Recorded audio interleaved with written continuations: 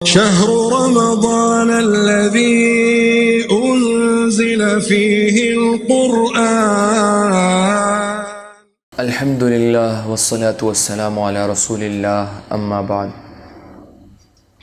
معزز ناظرین اکرام، کئی دنوں سے رمضان المبارک کے معمولات آپ حضرات سن رہے ہیں، اور ان معمولات کے متعلق نبی علیہ السلام کے مسنون اعمال بھی آپ کے سامنے آ رہے ہیں، اور مقصد بھی یہی ہے کہ انسان اپنے اعمال کو نبی علیہ السلام اور صحابہ کرام کے طریقے پر لے کے آنے والا بن جائے، اس لیے کہ معیار ہی زندگی کا نیک اعمال کا یہی ہے۔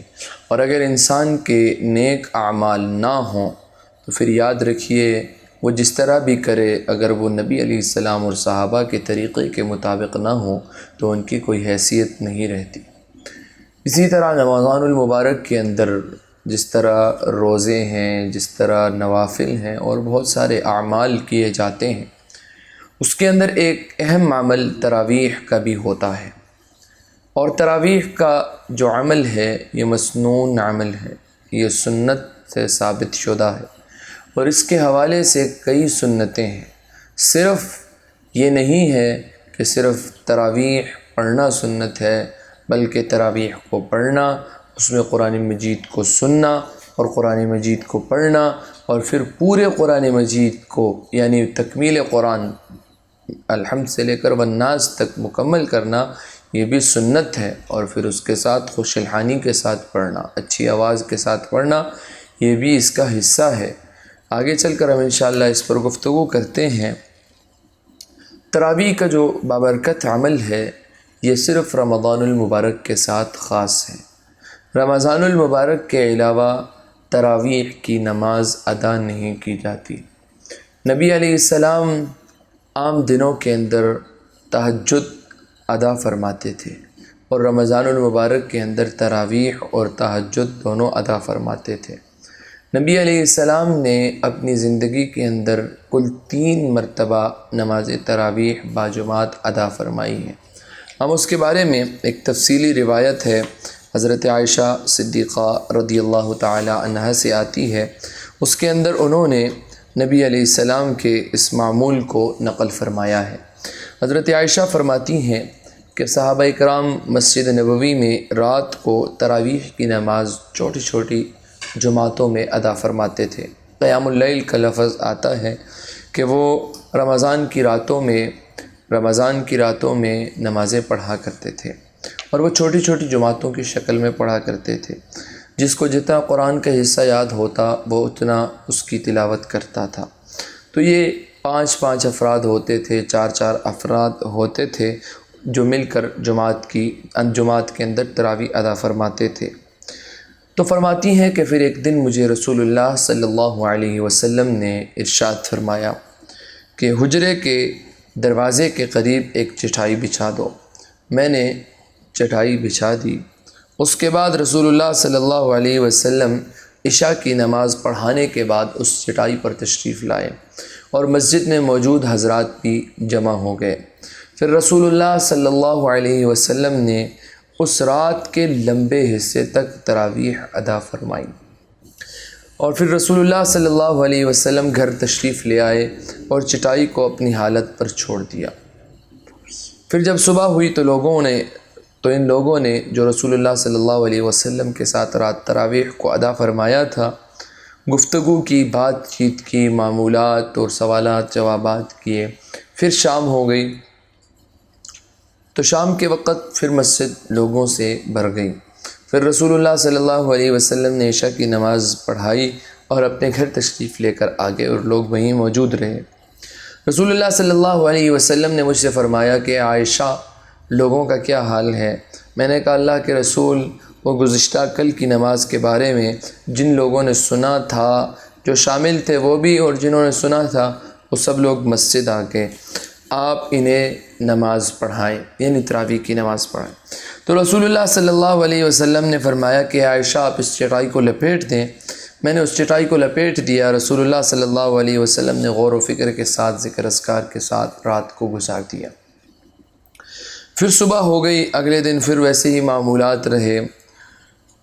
پھر معاملہ یہ تھا کہ رسول اللہ صلی اللہ علیہ وسلم نے ارشاد فرمایا، اگلے دن یعنی تیسرے دن ارشاد فرمایا کہ تمہارا مسجد میں موجود رہنا مجھ سے خفیہ نہ تھا۔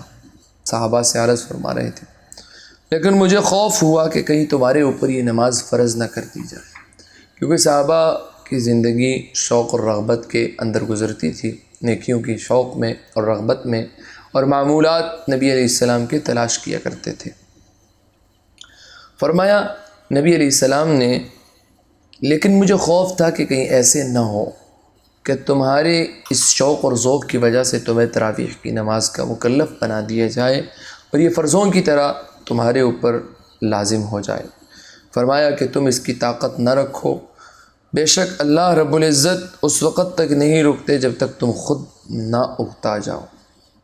یہ مسند احمد کی روایت ہے۔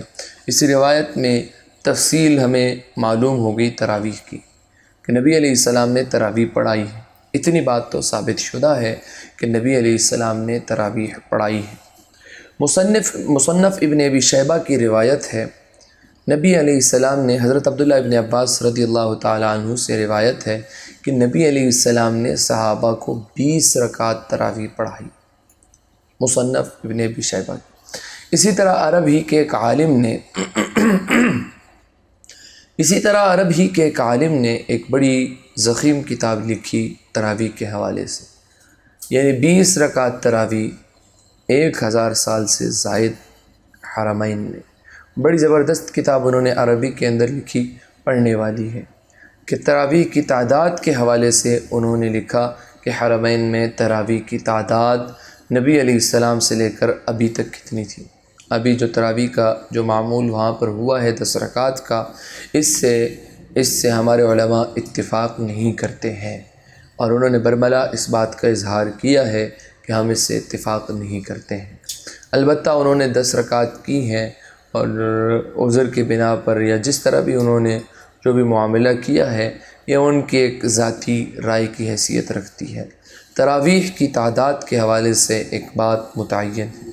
ہاں، البتہ یہ کہا جا سکتا ہے کہ اگر کوئی انسان 20 رکعت تراویح نہیں پڑھ سکتا تو سنت ہے جتنی اس کی طاقت اور استطاعت ہے اتنی پڑھ لے۔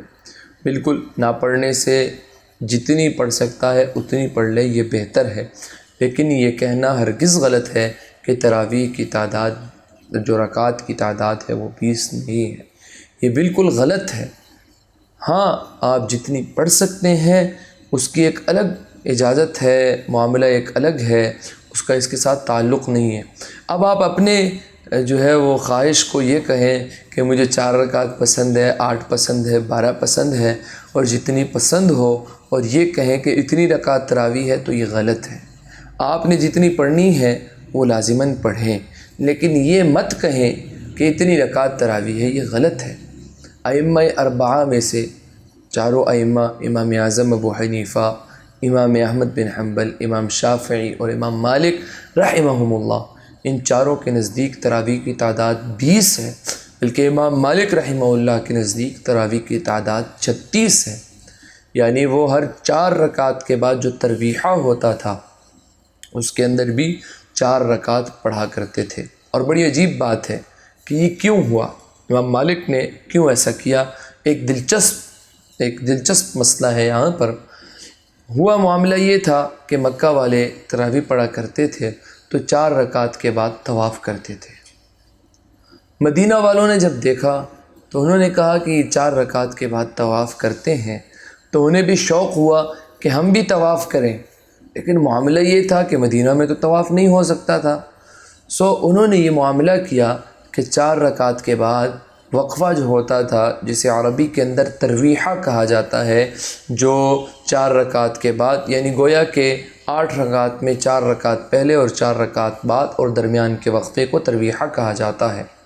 ترویحہ کہا جاتا ہے۔ تو اس وقت مدینہ والوں نے اس کے درمیان میں 4 رکعت نفل پڑھا کرتے تھے، گویا کہ 4 رکعت تراویح، پھر 4 نفل، پھر تراویح 4 رکعت، پھر نفل، وہ اس طرح تعداد 36 تک پہنچ گئی، اور ساتھ 3 وتر۔ تو یہاں پر یہ بات یاد رکھیں کہ امام مالک رحمہ اللہ جب اجتہاد کرتے تھے یا کسی فقہی مسئلے کو بیان کرتے تھے تو سب سے پہلے اہل مدینہ کی رائے کو دیکھتے تھے۔ تو اہل مدینہ کی یہاں پر جو رائے تھی وہ رائے یہ تھی کہ وہ 4 رکعت کے بعد 4 نفل پڑھا کرتے تھے۔ تو امام مالک نے بھی اسی انداز کو اپنایا اور تراویح کی تعداد کو 36 فرمایا۔ اس لیے ان کے نزدیک تراویح کی رکعات کی تعداد 36 ہے۔ اور یہاں پر ایک اور بھی میں ایک چھوٹا سا مسئلہ ذکر کرتا چلوں کہ تراویح کا جو لفظ ہے، لفظ تراویح، یہ جمع ہے، اور 4 رکعت کے بعد جو وقفہ ہوتا ہے اسے ترویحہ کہا جاتا ہے۔ اور جب انسان کم از کم تراویح 12 رکعت پڑھے جس میں 3 ترویحیں شامل ہوں، 12 ہو یا 16 ہو، 3 ترویحیں شامل ہوں، تب وہ جمع ہوتی ہے، تب اسے تراویح کہا جاتا ہے۔ اگر وہ 8 رکعت ہو، میں کسی کو نشانہ نہیں بنا رہا، بس ایک اصولی طور پر ایک مسئلہ سمجھانے کی کوشش کر رہا ہوں کہ جب 8 رکعت ہو تو وہ ترویحتان ہوتے ہیں یا ترویحہ ہوتا ہے، اسے تراویح کہنا غلط ہے، اسے تراویح کہنا غلط ہے۔ ہاں، اسے آپ کہہ سکتے ہیں کہ ترویحتان ہے یا ترویحہ پڑھ رہے ہیں، یا ہم 4 رکعت تراویح میں سے ہم 4 رکعت پڑھ رہے ہیں، یا تراویح میں سے ہم 8 رکعت پڑھ رہے ہیں۔ یہ کہنا ٹھیک ہے، یہ کہنا غلط ہے ہم نے تراویح پڑھی ہے 8 رکعت، یا ہم نے 8 رکعت پڑھی ہے اور تراویح 8 رکعت ہے، یہ غلط ہے۔ آپ 8 رکعت پڑھیں، میں 8 رکعت کو غلط ہرگز نہیں کہتا، 8 رکعت کو، 4 رکعت کو، 12 رکعت کو، 36 رکعت کو غلط ہرگز نہیں کہہ رہا۔ تراویح کی ایک اصولی موقف کی اس پر بات کر رہا ہوں کہ ایک اصولی موقف ہے۔ 8 رکعت آپ پڑھ رہے ہیں تو آپ کی تراویح درست ہے، آپ 2 بھی پڑھتے ہیں تو تراویح تب بھی آپ کی درست ہے، لیکن آپ اس کو یہ نہیں کہہ سکتے کہ تراویح ہے ہی 2 رکعت، یہ غلط، تراویح ہے ہی 4 رکعت، یہ غلط۔ یاد رکھیے نبی علیہ السلام نے بڑی خوبصورت حدیث ارشاد فرمائی ہے، رمضان کے تراویح سے متعلق بڑی تسلی دیتی ہے۔ وہ حدیث یہ ہے، نبی علیہ السلام نے فرمایا کہ من قام رمضان ایمانا واحتسابا غفر له ما تقدم من ذنبه، فرمایا کہ جو ایمان کی حالت میں اور ثواب کی نیت سے رمضان المبارک میں قیام کرتا ہے، رمضان المبارک کی راتوں میں قیام کرتا ہے، نبی علیہ السلام نے فرمایا غفر له ما تقدم من ذنبه، اس کے جو پچھلے گناہ تھے اللہ رب العزت نے ان سب کو معاف کر دیا، ان سب کو معاف کر دیا۔ یہاں پر ایک چیز یاد رکھیے کہ تراویح پڑھنی کیسے چاہیے۔ ایک بات تو یہ ہے کہ اتنا بڑا ثواب کہ اس کے پچھلی زندگی کے سارے گناہ اللہ معاف فرما رہے ہیں، تو پھر وہ تراویح کیسے ہوگی جس پر معاف ہوں گے؟ انسانی ذہن ہے، سوال پیدا ہو سکتا ہے۔ نبی علیہ السلام نے قرآن مجید کے متعلق ارشاد فرمایا کہ لیس منا من لم یتغن بالقرآن، کہ جو قرآن کو خوش آوازی سے نہیں پڑھتا وہ ہم میں سے نہیں ہے۔ جو تراویح کے اندر قرآن کو خوش آوازی سے نہیں پڑھتا، یہ تو عام زندگی کے بارے میں فرمایا، جب نماز کے اندر قرآن کی بات آئے گی تو پھر معاملہ اور بڑھ جائے گا۔ اور نبی علیہ السلام نے فرمایا کہ وہ ہم میں سے نہیں ہے جو خوش آوازی کے ساتھ قرآن کی تلاوت نہیں کرتا۔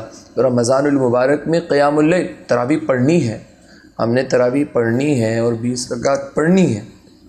تو ایک بات یاد رکھیے کہ تراویح ایسے پڑھیں کہ پتہ چلے کہ آپ نے تراویح پڑھی ہے، ایسے تراویح ہرگز نہ پڑھیں کہ آپ کو پتہ ہی نہ ہو کہ پڑھنے والے نے اس کے اندر کیا پڑھا ہے۔ تو قرآن کو ایسے انداز سے پڑھنا چاہیے، ایک تو ہمیں ترجمہ نہیں آتا، ہمیں پتہ ہی نہیں ہے کہ قرآن ہم سے کہہ کیا رہا ہے، قرآن ہمیں یعنی اس کا ترجمہ نہیں آتا، اور دوسرے نمبر پر ہمیں اس کے الفاظ بھی سمجھ نہ آئے، تو پھر ایسے تراویح پڑھنے کا کیا فائدہ؟